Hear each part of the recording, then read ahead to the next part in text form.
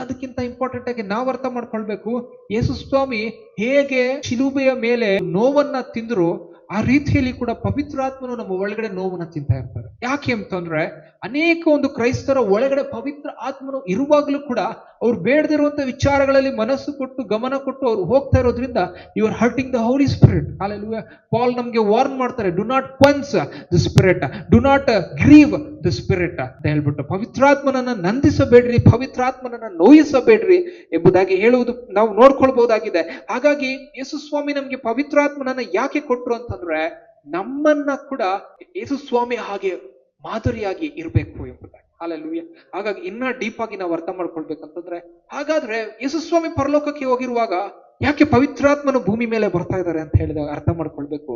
ಯಾಕೆ ಅಂತಂದ್ರೆ ತಂದೆಯಾದ ದೇವರು ಭೂಮಿಯನ್ನ ಬಹಳವಾಗಿ ಪ್ರೀತಿ ಮಾಡ್ತಾ ಇದ್ದಾರೆ. ಅದಕ್ಕಾಗಿ ಅವ್ರ ಮಗನನ್ನ ಕಳಿಸ್ಕೊಟ್ರು. ಅವ್ರ ಮಗನ ಬಂದ್ಬಿಟ್ಟು ಕೆಲಸವನ್ನೆಲ್ಲ ಮುಗಿಸಿದ್ಮೇಲೆ ಮತ್ತೆ ಪರಲೋಕಕ್ಕೆ ಏರಿ ಹೋದ್ಮೇಲೆ the mission was not yet completed, but the mission began. Of the work of the Holy Spirit started there. Church started there. ಯಾಕೆ ಅಂತಂದ್ರೆ whatever the sin, the death, Jesus took it, but the commission ಏನಿದೆ ಇವಾಗ start ಆಗ್ತದೆ. ಪವಿತ್ರಾತ್ಮನು ಬಂದ್ಮೇಲೆ the church started ಅಂತ. Hallelujah.